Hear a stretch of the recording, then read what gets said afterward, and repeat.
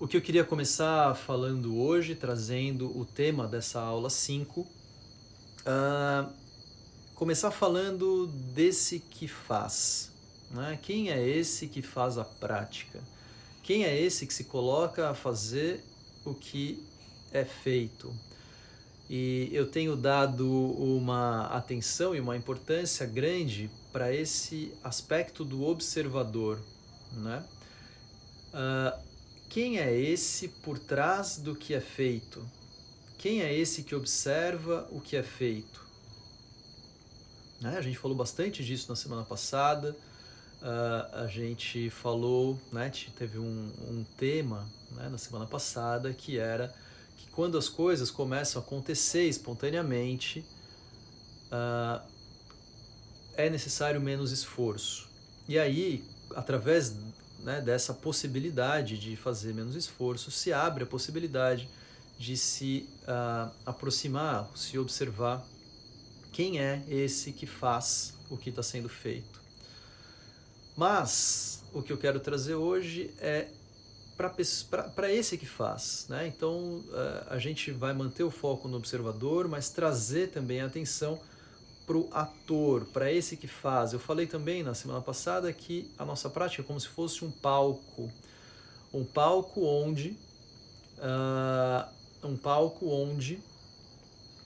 o espetáculo acontece, né? O que acontece? Acontece tudo isso que existe de possibilidades dentro do nosso corpo.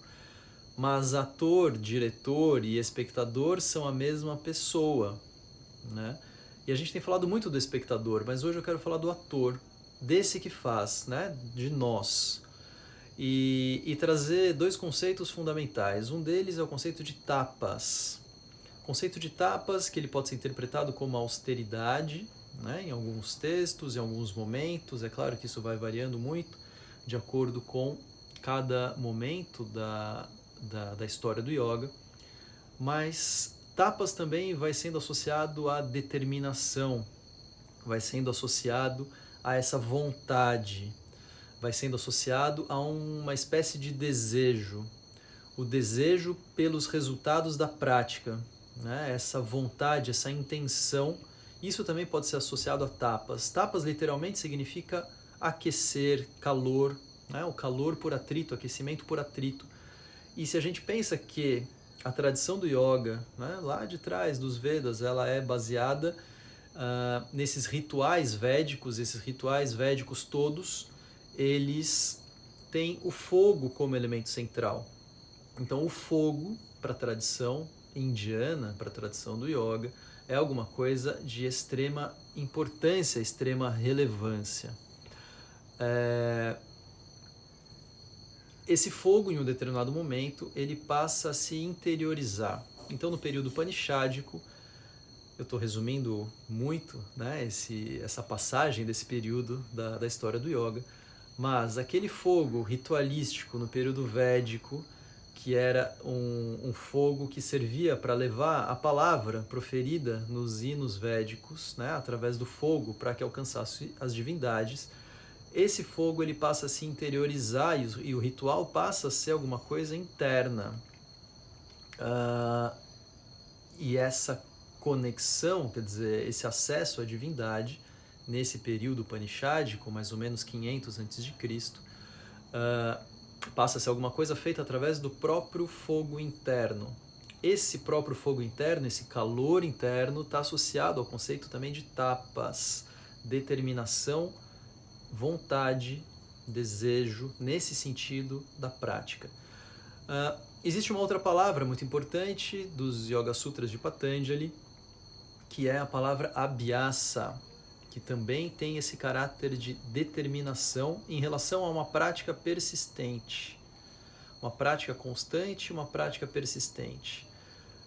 E isso tudo para dizer que a prática não é algo onde a gente se coloca passivamente. Não basta se colocar passivamente e ficar contemplando, né, esse observador. Não é esse o método do Hatha Yoga. E isso pode ser o método para outras técnicas meditativas ou outras técnicas espirituais, mas não é o caminho do Hatha Yoga. Não é se colocar passivamente, né, e apenas ir se identificando com esse nosso papel de observador. Né? Claro que esse papel de observador é aquilo que existe de mais essencial em nós, mas o Hatha Yoga, o Yoga, acredita que existe um ator nisso, existe aquele que faz. E aquele que faz precisa ter uma intenção, precisa ter um desejo, precisa ter uma vontade.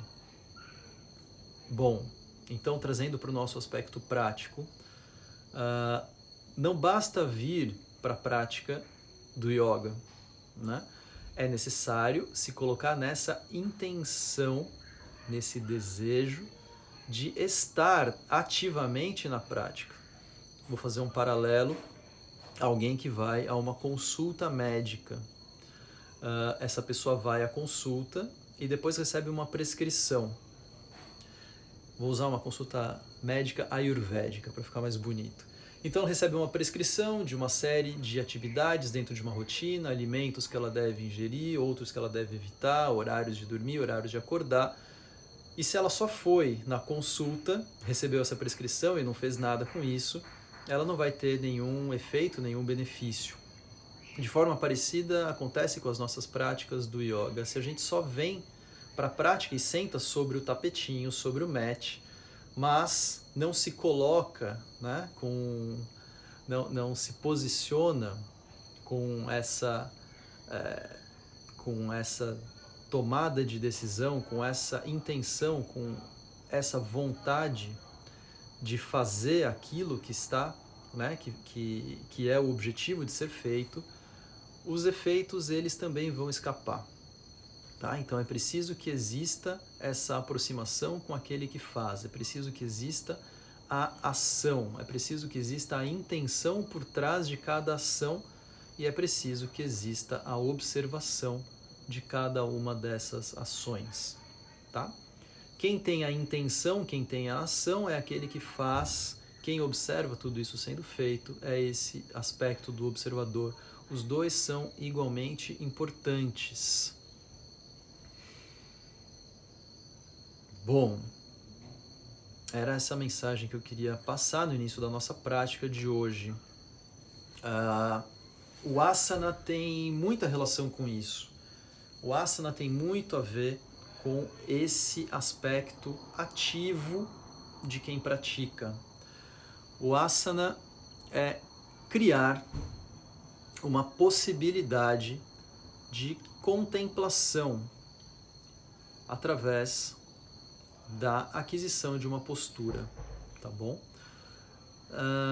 Diz Patanjali, eu já disse isso, que o asana deve ser estável, firme, né? Estável e confortável.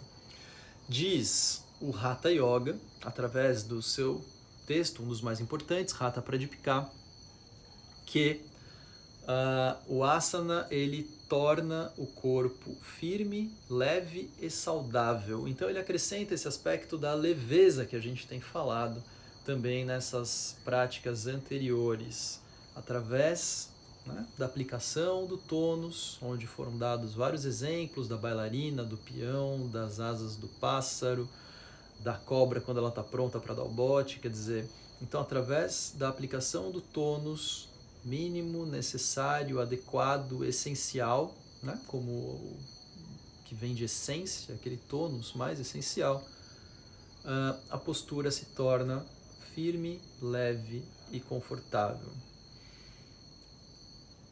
Dizem os textos do Hatha Yoga que existem posturas que são posturas meditativas e existem posturas que não são meditativas. Os textos sempre vão enfatizar que as posturas meditativas são as mais importantes.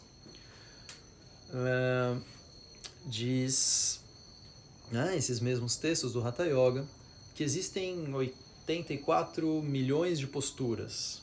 Dentro dessas, 84 são importantes para esse nosso mundo, né, de seres mortais. Bom, e ele vai dizendo, dentre essas 32 e tal, mas 4 são as mais importantes. E ele vai descrever 4 posturas meditativas. Mas, mesmo dentre essas 4, Siddhasana é a mais importante e é uma postura meditativa. Ou seja, é muito claro, é muito nítido nos textos que a postura meditativa é a postura mais importante.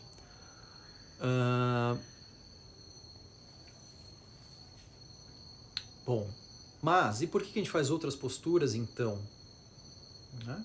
A gente faz outras posturas por dois motivos principais.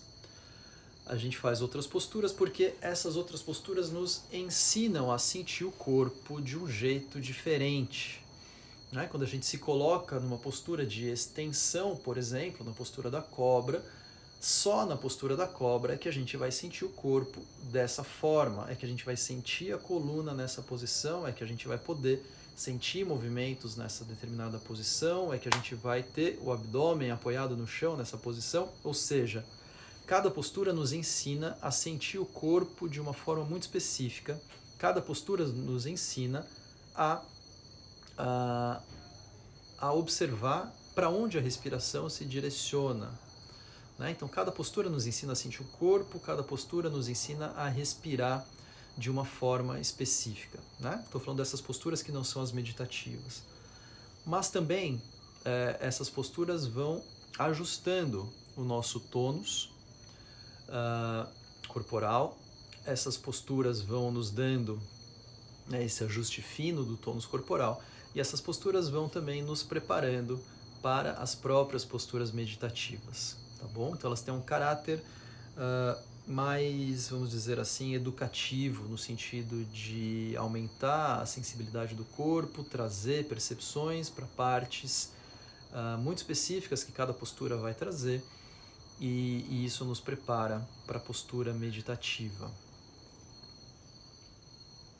Muito bem, estou falando isso porque a gente tem dado muita atenção à postura meditativa, mas hoje a gente vai começar a entrar também em algumas posturas não meditativas.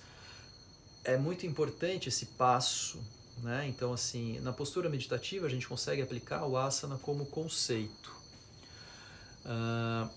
Quando a gente vai passando para essas posturas não meditativas, que requerem mais esforço, em algumas delas, né? Que requerem mais esforço, que requerem mais coordenação, ou que requerem